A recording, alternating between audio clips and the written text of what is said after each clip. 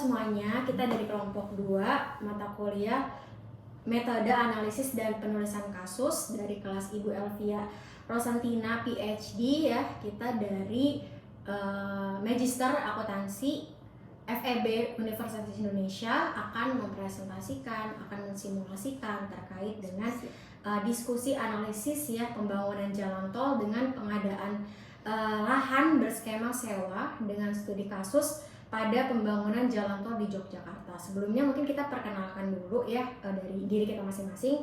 Yang pertama saya Artemis Koningsih. Saya Dewi Kartika. Dan saya Tasya Fitriani. Baik, jadi kita langsung mulai untuk latar belakang kenapa kita mengambil studi kasus ini. Ya, teman-teman semuanya kita tahu ya bahwa di era pemerintahan Pak Jokowi ini pembangunan infrastruktur ini sangat gencar nih. Nah, termasuk salah satunya berbentuk jalan tol. Sebenarnya jalan tol ini sangat bermanfaat nggak sih? Dimana dia bisa menghubungkan antar wilayah, kemudian juga diharapkan bisa menekan biaya distribusi, sehingga diharapkan dapat bermanfaat dan sangat memiliki significance manfaat lah untuk semua masyarakat. Nah, dalam pembangunan jalan tol ini, di mana untuk mengoptimalkan jalan tol Trans Jawa wilayah selatan, pemerintah membangun jalan tol yang melewati Jogja nih, kan sebelumnya belum ada ya. Itu pemerintah membangun jalan tol di ruas Jogja Bawen, kemudian ada juga yang dari Solo, Jogja sampai ke International Airport di Jogja di Kulon Progo. Kemudian konsesinya atas 2 ruas itu sudah dipegang yang Jogja Bawen oleh PT Jasa Marga Jogja Bawen, kemudian yang Solo ada PT Jasa Marga Jogja Solo. Kedua pemegang konsesi ini kita sebut sebagai Badan Usaha Jalan Tol atau sering disingkatnya BUJT. Siapa aja sih yang terkait di ini yang stakeholders dalam case ini? Pertama kita ada ini nih, masyarakat sebagai landowner, di mana di dalam kasus kita ini kan kita tekankan bahwa bagaimana pengadaan lahannya kan. Nah, makanya di sini orang-orang yang pihak yang berkepentingan yang utama di antaranya adalah masyarakat, di mana mereka memiliki lahan yang akan dibebaskan untuk pembangunan jalan tol ini. Kemudian tadi disebutkan ada pemegang konsesinya yaitu BUJT, kemudian dari pihak regulatornya ada Kementerian PUPR dan ada Kementerian BUMN, di mana Kementerian BUMN ini selaku pemegang saham pada BUMN yang mengelola jalan tol. Kemudian permasalahannya muncul ketika jalan tol di Jogja ini trasenya melewati Sultan Ground, di mana Sultan Ground ini dimiliki oleh Keraton Yogyakarta. Dalam kasus ini disebutkan di berita di CNN Indonesia sampai dengan Februari 2023 si Sultan belum berkenan gitu, belum deal gitu. Jadi si Sultan ini tidak berkenan jika Sultan Ground akan dibeli, akan melakukan transaksi jual beli untuk pembangunan jalan tol. Maka si Sultan memberikan opsi, yaitu opsi sewa. Jadi jalannya tanahnya nggak dijual tapi disewakan. Atau opsi yang kedua adalah dengan mengganti dengan tanah di tempat yang lain. Yang penting luasan tanah Sultan Ground ini nggak berkurang gitu. Jadi Sultan ingin menjaga Sultan Ground yang memang diamankan gitu. Kemudian dari situ muncul, berarti sebenarnya bisa ya kita tuh membangun infrastruktur tanpa harus membeli, cukup dengan sewa, dan itu mungkin bisa bermanfaat. Atau bagaimana nanti mekanisme ke depannya seperti itu. Makanya di sini kita akan bahas gimana sih sebenarnya pro kontranya, sebenarnya mungkin nggak sih bangunan jalan tol dengan sewa. Kemudian kalau mungkin gimana gitu mekanismenya. Kemudian dalam case ini kita untuk mengeneralisasi case ini kita nggak terbatas pada Sultan Ground aja ya. Jadi kita asumsikan bahwa seluruh ruas ini tanahnya kita sewa. Biar kita menjaga materialitas ya. Nanti biar jadi kita mungkin bisa bikin analisis sewa beli ya. Kalau sewa nanti dan beli itu pengaruhnya seperti apa gitu. Mungkin nanti kita buka dulu ya. Kalau menurut Tasya sebenarnya mungkin nggak sih pembangunan jalan tol tapi tanahnya pakai sewa aja nih, nggak usah beli? Kalau menurut aku kayaknya kalau sewa itu mungkin bisa ya memungkinkan, tapi kayaknya harus ada beberapa cara dari mulai pembayaran, terus harus pembayaran sewanya, terus belum tarifnya atau kepemilikannya juga, itu kan harus pikirkan ya, karena kan ini baru pertama kali di Indonesia. Atau kita bisa lihat contoh dari negara lain, jadi kayak di Jepang atau sama-sama di Asia Tenggara kayak Thailand, itu sebenarnya ada sih metode sewa ini untuk bangun infrastruktur, baik itu mau jalan tol atau gak cuma jalan tol doang sih, railway. Ya, itu kan harus sama ya. Gitu. Kamu gimana Tih? Kamu setuju mungkin nggak sih menurutmu? Kalau menurut aku memang harus ada kompensasi yang jelas juga nih, harus ada risk and reward-nya. Karena kalau kita lihat kan tanah warisan tersebut ya, masyarakat tersebut kan biasanya saat ini identik sama budaya. Jadi mereka akan memperhitungkan nih kira-kira skemanya nanti akan seperti apa dalam pembayarannya. Kalau misalnya memang dilakukan namanya sewa, dan mungkin bisa dipertimbangkan nih, kalau misalnya sewa apakah memang lebih menguntungkan ya untuk si pihak mana aja nih yang diuntungkan jika dilakukan skema sewa tersebut gitu ya. Karena kan tadi mungkin sebelumnya Indonesia sendiri itu melakukan skema yang memang bulk payment gitu, jadi dibayar di awal. Nah kalau misalnya ada skema baru yang tadi udah dijelaskan sama Mbak Tasya, misalnya ada di Jepang, ada di Thailand, nah kita tuh betternya yang seperti apa itu harus lebih rinci lagi nih Mbak, untuk skema pembayarannya apakah pakai bunga yang memang mengikuti tarif inflasi atau tarif bunga deposito, itu sebenarnya harus diperhitungkan juga, karena kita nggak mau dong, mungkin masyarakat juga nggak mau itu hanya menguntungkan pihak dari pemerintah aja gitu ya. Pemerintah juga sebenarnya harus melihat nih kira-kira masyarakat tuh menyetujuinya nggak sih dengan skema tersebut ya, karena kan kalau misalnya yang tadi kita harus jelas juga, harus tahu nih kira-kira lebih harus menguntungkan dua sisi, jadi harus punya win-win solution sih sebenarnya. Jadi ini seperti apa, mungkin apakah sudah dipikirkan nih untuk sejauh ini skemanya Mbak Tasya? Tarif mungkin ya, tarif mungkin ini kali ya, dari keuntungannya pemerintah dulu kali ya kita ngomongin, karena kalau tarif kan udah kalau untuk Sultan Guru sendiri sebenarnya kan si Sultan bilang menyebutkan bahwa dari kata belum mematok harga nih, tapi kalau untuk masyarakat kan kita harus mikirin ya, maksudnya berapa sih tarif yang emang wajar dan mungkin menguntungkan semua pihak ya. Betul. Iya, kalau menurut Tasya mungkin gimana tuh biar bisa menghitung tarif yang menguntungkan semua pihak? Kalau misalnya kita pakai skema, harus dihitung dulu sih ya. Betul. Sebenarnya aku nggak tahu sih rincian ada metode apakah gitu. Tapi yang paling tidak harusnya kalau misalnya mau sewa, dia juga harus bisa bandingin sama apakah lebih untung kalau si landownernya jual gitu kan, atau tapi juga berarti harus hitung rate-nya yang di dalamnya ya. Hitung rate dalamnya juga, mungkin bisa pakai, kemarin kayaknya kita pernah bahas yang tentang time value of money.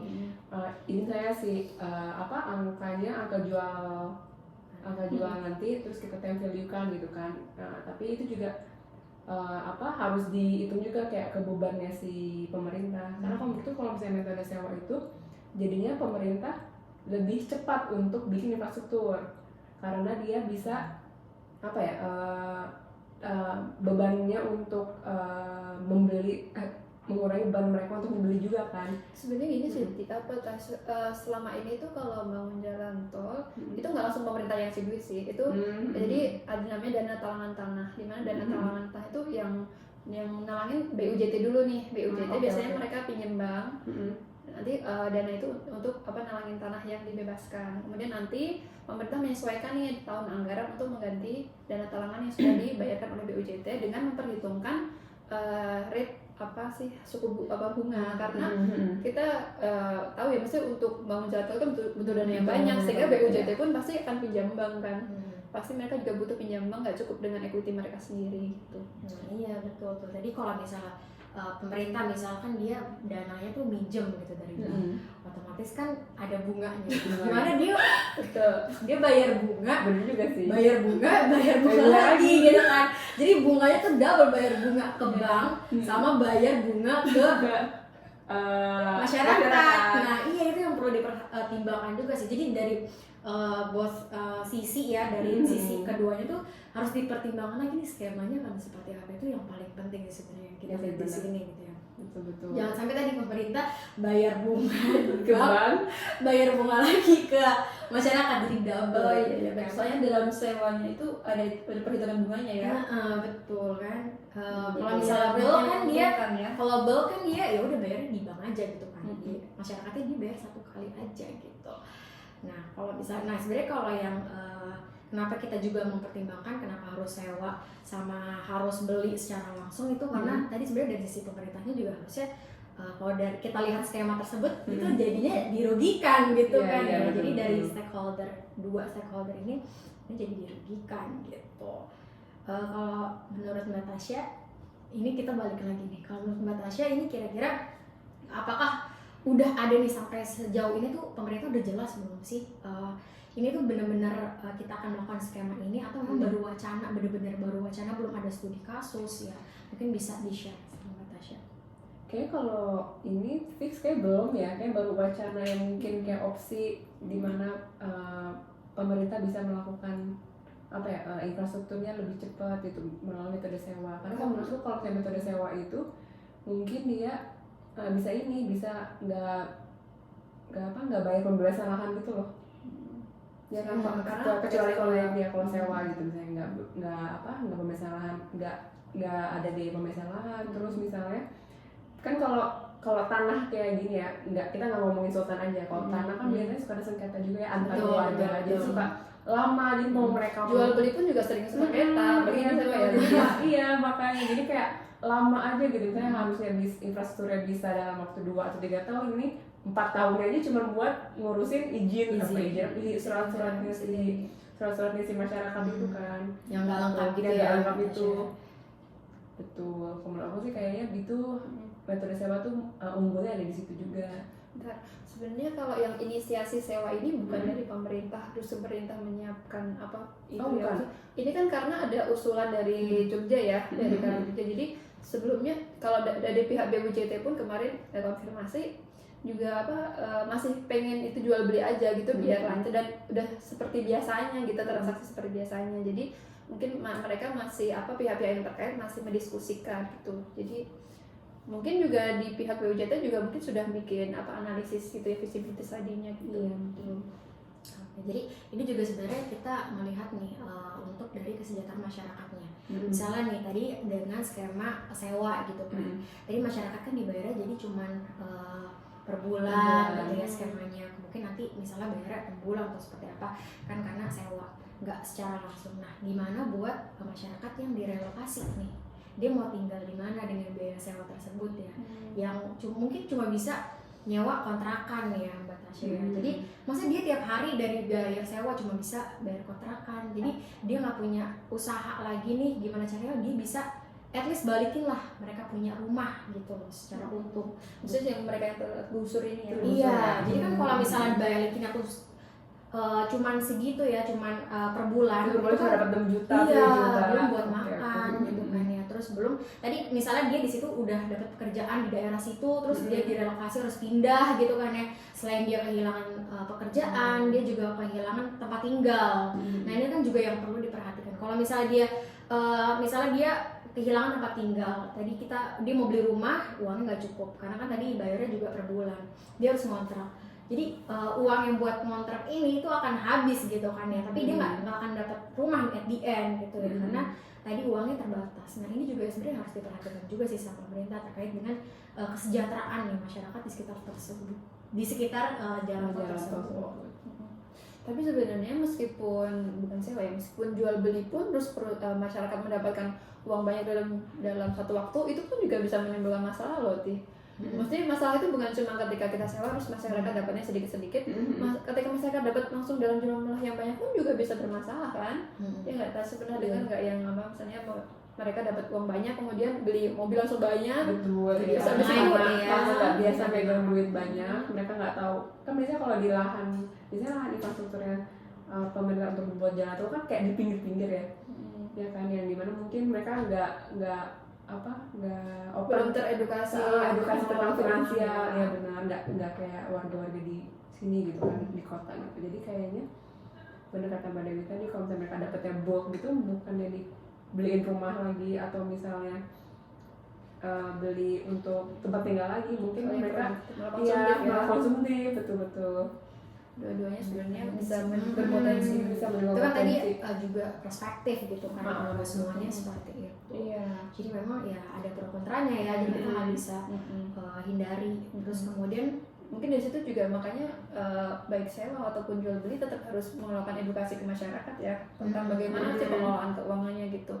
Mungkin juga betul istilah tadi kan juga bilangnya nanti kalau masyarakat dapatnya sedikit sedangkan mereka butuh buat beli rumah apa, iya. makanya nanti mungkin juga juga usaha gitu kan, beli ruko, beli harus toko. dikasih solusi juga di Betul. masyarakatnya, harus dikasih edukasi gimana nanti mereka menjalani kehidupan berikutnya. Betul juga sih. Nah ini juga perlu diperhatikan nih. Kalau kita lihat kan BUMN karya gitu ya, itu kan sering nih mengalami yang namanya PKPU. Nah kita juga sebenarnya takut nih kalau pakai skema yang tadi tuh bayarnya dicicil. Takutnya nanti kalau udah pindah tangan gitu ya dari pihak jasa marga terus pindah tangan ke pihak PP misalnya, divestasi. Nah nanti misalnya ya tadi kita nggak jauh-jauh lihat BUMN karya itu kan identik dengan yang namanya PKPU juga gitu ya. Tapi sebenarnya nanti jadi Terakhir bagus ini. ya, nanti bagus ya. Jadi kita juga khawatir nih kalau udah pindah tangan nih skemanya akan ganti lagi yang nantinya akan merugikan masyarakat dong hasilnya. Tapi sih harusnya kalau membangun jalan tol itu kan ada perjanjiannya di awal ya. Jadi emang itu harusnya udah istilahnya kayak kalau ke masyarakat juga harus ada kontraknya yang jelas. Jadi meskipun dia dipegang perusahaan manapun juga harus pakai skema yang sama nggak sih? Iya nggak sih Tas? Iya betul, harusnya sama sih. Kalau misalnya kayak di Jepang itu kan ada namanya metodenya land trust. Nah, gimana tuh kalau di Jepang tuh? Kalau di Jepang tuh dia bilang kalau land trust itu yang sebenarnya dia pakai bank sih, bank trust gitu ya. Aku nggak tahu sih kalau di Indonesia. Jadi bank itu yang emang mengelola aset manajemen. Jadi jadi nanti perantaranya si bank ini, jadi pemerintah ke bank sama masyarakat ke bank. Jadi dan nanti masyarakat itu dia cuman kayak nitip kali ya, bukan juga deh, jadi ngasih si surat-surat dokumennya itu jadi ke bank itu. Jadi asset manager lah. Jadi asset manager benar jadi asset manager, nanti biar asset manager yang ngelola gitu. Nanti si pemerintahnya bisa dari si aset si bank ini untuk dia mau infrastruktur gimana nih, apakah ada nggak tanah yang ditrustkan ke mereka gitu. Jadi istilahnya kayak masyarakat tuh investasinya bentuknya tanah ya. Betul. Nah kalau kayak Jadi gitu dia nggak pindah ke, jadi masih dapat pendapatan terus nggak pindah ke pemilikan juga si tanahnya itu. Jadi yang megangnya emang si bank trustnya ini. Kalau Jepang kayak gitu. Nah kalau kayak gitu biasanya dana dari pemerintah masukin manajer investasi gitu kan. Nah itu biasanya mereka akan kelola lagi. Nah biasanya kita nggak tahu nih alokasinya di mana aja. Resiko juga ya. Ada resiko juga, jadi resiko dua ya, ada resiko default dari pembayaran dari pemerintahnya sama resiko default dari hasil investasi yang diinvestasikan oleh manajer investasi tersebut gitu. Misalnya dia alokasiin asetnya di aset-aset yang nggak liquid. Ntar kalau misalnya mau bayar premi ke masyarakat, mau bayar bulanan tadi bunganya, itu gimana? Jadi itu juga harus dipertimbangkan resiko-resiko yang memang terjadi seperti itu. Atau mungkin dia aset manajernya nggak ke umum tapi khusus ke jalan tol itu doang kali. Jadi kayak apa sih, ke revenue-nya gitu. Iya, pokoknya banknya juga harusnya kayak harus bank-bank yang bagus yang emang trusted gitu. Kayak mungkin bank pemerintah juga atau gimana, aku nggak gitu. Mungkin kita juga bisa berkaca sama kasus-kasus Dapen gitu kan, nah, yang ya, memang mirip. Jiwasraya itu kan mereka ngolah dananya, terus kita tahu banyak yang default juga kan, karena ya uang sebanyak itu gitu kan ya, kalau misalnya nggak diputar kan sayang juga. Mungkin mereka mikirnya gitu kan, dibanding uangnya ngendap saya investasiin aja di aset suatu aset tertentu yang dimana ternyata asetnya tuh nggak liquid, ada orang yang tidak bertanggung jawab, oknum-oknum yang memang nggak bertanggung jawab sehingga dia memasukkan portofolionya itu isinya saham-saham atau instrumen investasi yang susah untuk dicairkan atau penurunan harganya itu cukup dalam nih. Jadi memang itu sebenarnya yang kita pertimbangkan juga kalau melewati pihak ketiga. Tapi itu kan sebenarnya yang masyarakat masukin itu kan bentuknya bukan uang kan, bentuknya kan udah tanah dan udah dibangun itu jalan tolnya kan. Jadi dia cuma kayak perantara aja nggak sih sebenarnya, perantara antara BUCT sama masyarakat. Jadi ada banknya itu. Ada bank itu. Iya, iya. Makanya tadi kita harus lihat dulu nih lebih jelas lagi nih banknya Bentuknya sebenarnya kayak seperti apa, apa betul. gitu. Mm-mm. Karena kan Harus uangnya hati-hati juga juga ya. dari pemerintah Iya. gitu kan ya. Iya, Terus betul. kemudian nanti pihak ketiga ini nanti akan kasih ke masyarakat. Jadi siapapun yang ganti-ganti kepemilikan tetap dapat duitnya dari si bank itu gitu ya. Jadi itu juga perlu diperhatikan nih banknya gitu kan. Mereka punya rating kredit seperti apa itu juga perlu dipertimbangkan supaya ya tadi kita meminimalisir default yang terjadi di pihak ketiganya karena susah juga nih kalau udah gagal bayar udah default iya sih, gitu kan betul. orang pada lepas tangan ini kan yang kasihan yang masyarakat balik lagi kita lagi nih yang kena imbasnya gitu mau tinggal di mana rumah udah lenyap gitu kan. Jadi resikonya terlalu tinggi ya menurut aku ya. Iya, kalau menurut aku sih risk and reward itu lebih besar risknya sih so far ya. Apalagi kalau kita lihat kasus-kasus di Indonesia itu kan banyak sekali kan tingkat Betul. korupsi yang lumayan besar gitu. Nah, ini juga cara meyakinkan masyarakatnya itu juga susah gitu ya. Karena memang itu adalah culture kita di Indonesia itu culture seperti itu ya, terkenal seperti itu. Dan mindsetnya juga ya mungkin orang terlihat reputasi pemerintah itu seperti apa gitu kan ya. Kalau kita Jepang mungkin mereka udah terlihat Percaya gitu ya. ya percaya sama pemerintahnya gitu kan yang memang mungkin kasus defaultnya, kasus korupsinya itu memang rendah gitu ya. Jadi mungkin itu yang perlu diperhatikan juga nih terkait dengan culture-nya di sana tuh seperti apa yang di sini gitu. Jadi benar-benar harus diperhatikan sih sebenarnya ya Mbak Dewi sama Tasya. Tapi meyakinkan masyarakat masih mungkin nggak sih? Meyakinkan masyarakat ya mungkin aja sih. Nggak bisa, cuman emang harus benar kata Mbak Rati harus pintar-pintar pemerintahnya juga. Terus apa namanya benar-benar meyakinkan gitu, skemanya jelas, yang penting itu sih fix rate-nya jelas, skema sewanya jelas, dibayar berapanya jelas, harus transparan lah gitu istilahnya. Kita jadi ini ya, jadi satu frekuensi ya. Oke. Tapi kan intinya sebenarnya bagus kan? Iya sebenarnya oke, cuma tadi cuman- skemanya harus jelas karena tadi negara maju aja seperti Jepang aja sudah menerapkan gitu kan, dan memang berhasil kan. Jadi Jadi sebenarnya mungkin ya. Jadi sebenarnya mungkin aja, cuman kita harus lihat lagi nih berbagai macam faktor eksternalnya gitu yang Iya, memang betul. bisa mempengaruhi hal tersebut gitu. Jadi bahkan nggak cuma di Jepang, Thailand aja kan tadi berhasil kan sama-sama Iya. yang punya satu wilayah lah. Kita kan Southeast Asia kan di Asia Sama-sama. Tenggara gitu kan. Itu juga tadi udah diterapkan. Jadi sebenarnya mungkin aja, cuma tadi harus ada yang benar-benar diperhatikan gitu dalam skemanya, dalam atau pemilihan mungkin pihak ketiganya. untuk biar metode sewanya bagus, terus rate of return ke masyarakat bagus, perlu ada injeksi dari bisnis private juga, maksudnya yang sektor private, jadi nggak cuma dari pemerintah doang gitu, jadi Dari swasta gitu, dari swasta. swasta itu maksudnya, jadi bisa bikin mungkin rate-nya lebih tinggi untuk si owner-ownernya, jadi mungkin mereka tertarik gitu.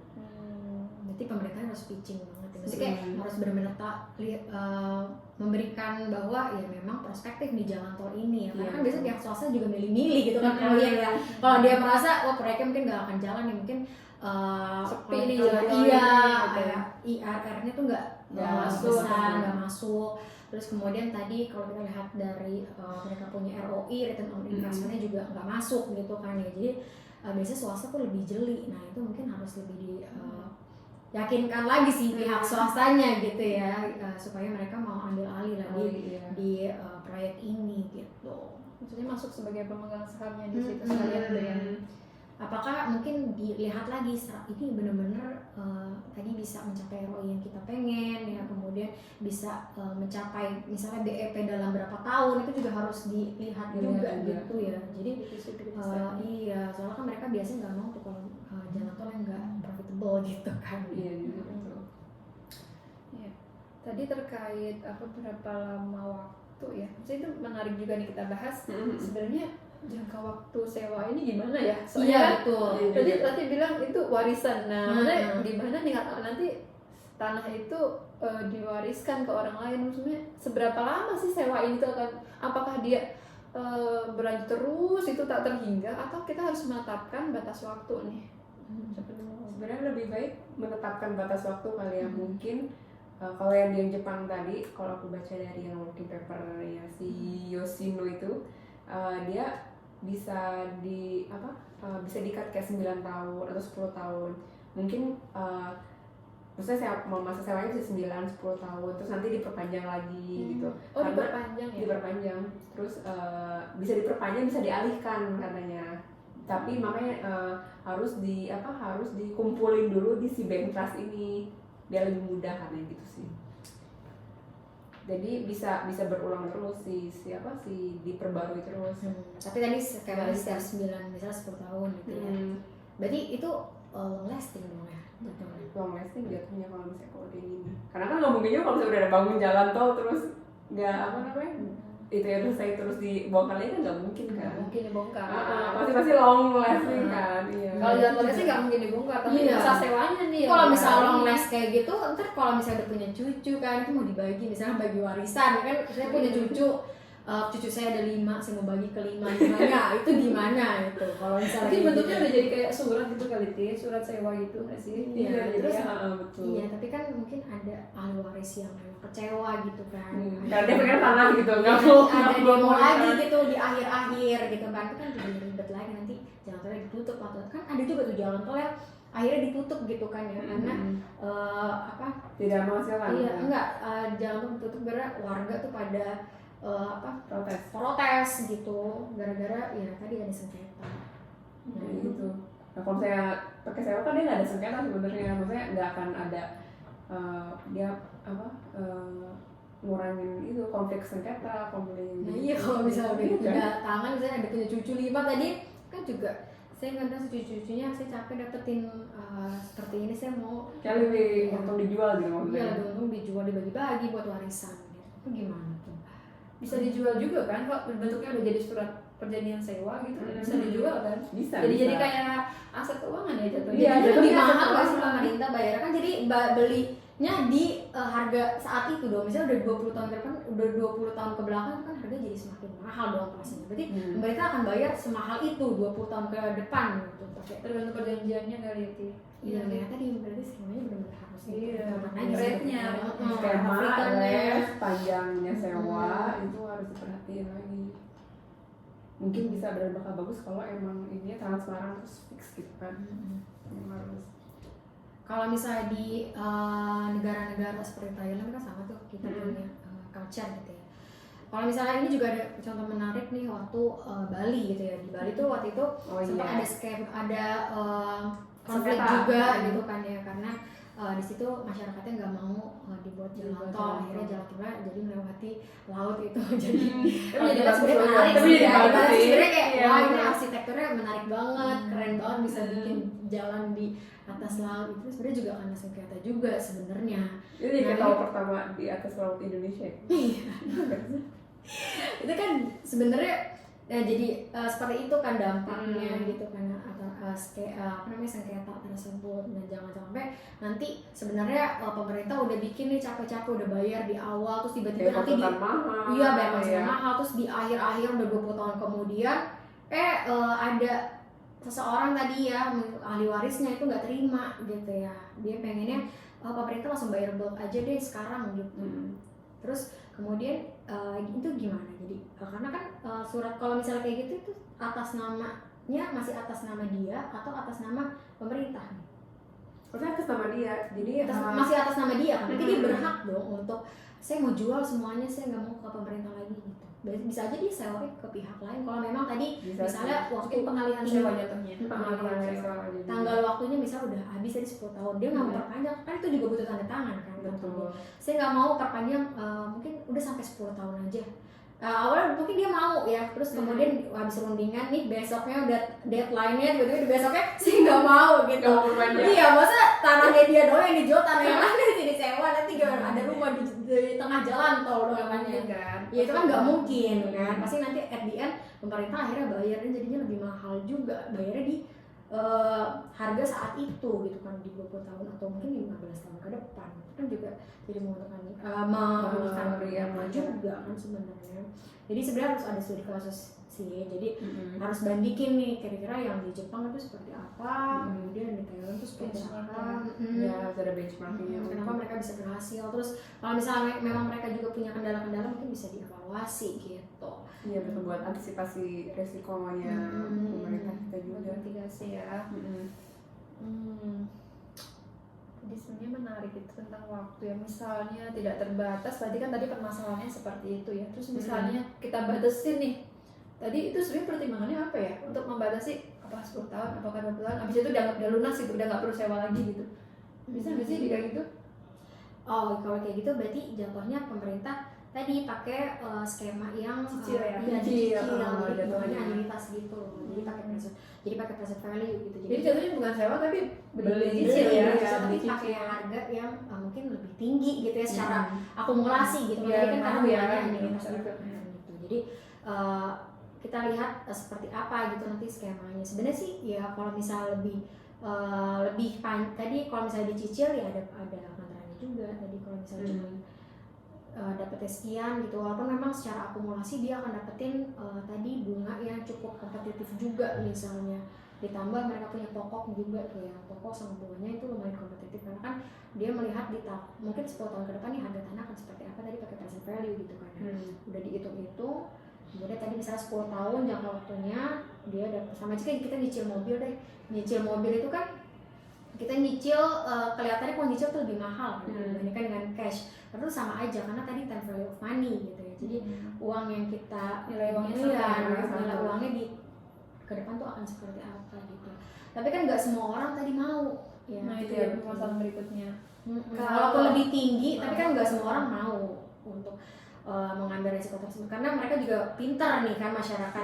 Ya sama aja saya mendingan taruh di deposito uang saya dibanding di pemerintah. Iya kalau dibayar gitu kan. Tadi balik lagi ke culture kita, ya kalau dibayar mending saya tinggal tidur aja ya, dapat 5% dari deposito gitu kan, saya taruh aja di bank BCA gitu.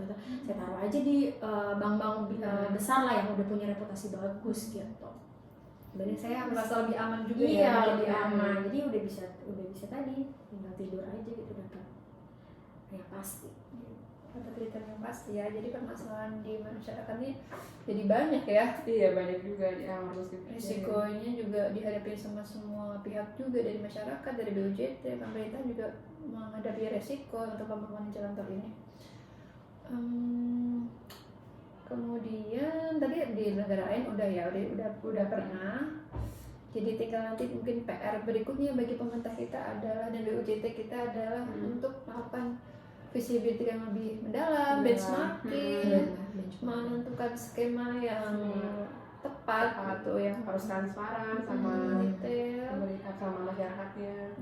Terus kemudian dalam menentukan land banknya, transfernya juga harus benar-benar pemilihan banknya, bank yang terpercaya, kemudian yang bisa mengelola aset, yang bisa bertindak sebagai aset manajer dengan baik.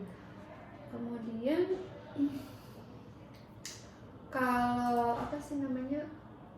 kalau ada yang nggak mungkin nih sewanya, sebenarnya nggak mungkin deh dilakukan di Indonesia gitu, karena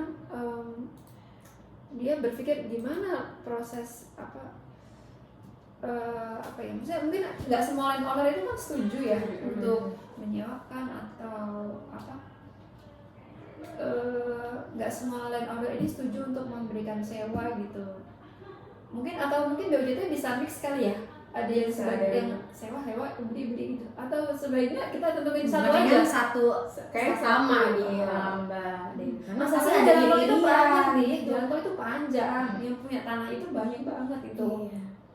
Ya tadi harus menyatukan satu kepala. Kalau beda-beda gitu, nanti ada yang iri-irian, ada yang iri-irian. Mending langsung aja di. Tapi kalau yang ini skema, Bapak gitu. X nggak mau nih sewa, yang Bapak X mau gitu. Ini pengennya dapat uang banyak, ini nggak apa-apa, nanti aku dapat return gitu. Kepala orang kan juga beda-beda kan. Maksudnya gimana gitu menggabungkan skema itu di jalan tol yang sepanjang itu, yang berapa kilometer kan? Harus, kalau menurut saya sih ya harus satu skema. Karena kalau tadi di benchmarking juga kalau kayak di Jepang, di Thailand itu kan satu. Kalau di Jepang sama, berapa gitu. ya land ownernya ya? Apa yang Jumlah land ownernya? banyak juga sama, tapi ya yang aku tadi bilang, jadi kalau misalnya mereka Ratusan tuh sampai ya? terus Ratusan sampai. jadi mereka mentrustkan kayak di collect gitu, mentrustkan banyak nih, terus mentrustkan satu, terus masukin ke bank trust gitu. Jadi nanti si BUJT-nya cuman connect-nya sama si banknya gitu. Tapi maksudnya dengan jumlah landowner yang banyak itu berarti masih mungkin ya? Masih mungkin harusnya. Itu berapa sih jumlahnya? Tahu datanya nggak? Lebih dari 200 mungkin nggak sih? Mungkin 200 Lebih ya? 200 rumah kan 200 orang 200 orang yang di landowner. lokasi gitu kan. Sebenarnya nggak panjangnya berapa kilo sih? Iya. Berapa?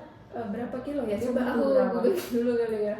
Karena ya tadi tergantung juga ya panjang kilometernya itu berapa gitu yang ada sengketa ini. Kalau misalnya kita bisa bilang ini kalau misalnya kenapa nggak dia pakai skema bulk aja itu karena tadi ya ada pihak sultanan itu ya yang nggak mau gitu kan. Jadi memang satu pihak gitu kan ya. Nah, apakah kita akan mengikuti pihak tersebut gitu atau mungkin kita karena kita harus sebenarnya tadi ya harus menyeimbangkan juga nih antara kira-kira masyarakat tersebut atau landowner tersebut tuh pengennya skema seperti apa. Kalau lebih banyak yang pengen jualnya secara bulk ya kita harus menjualnya secara bulk. Mungkin yang kalau misalnya itu keputusan terakhir ya mungkin yang disewa hanya pihaknya sultan aja gitu. Kalau menurut saya sih seperti itu ya. Karena kan sultan juga tadi beberapa pertimbangan kenapa mereka nggak mau jual kan. Itu kita harus lihat tuh apakah bisa tuh kalau kayak gitu. Punya sultan aja gitu yang disewain. Oh, jadi nggak digeneralisasi. Seenggaknya tuh nggak banyak yang beda gitu. Kalau misalnya ada setengah yang di apa namanya disewa, setengah lagi yang dibayar bulk itu kan ribet gitu, rumit gitu. Perizinannya juga pusing gitu kan. Tapi kalau cuman kesultanan doang kan kita bisa lah heart to heart gitu kan. Kemudian mungkin bisa pakai pendekatan tertentu gitu. Jadi cuman satu orang aja yang melakukan skema tersebut gitu. Ini dari website binamarga.pu.go.id, jalan tol Jogja Bawen itu panjangnya 75,82 km. Wah, itu Ya, panjang panjang. banget. Itu 2 kalinya Bogor Jakarta Iya. loh. Itu Panjang itu, banget panjang. sih Pak Denny.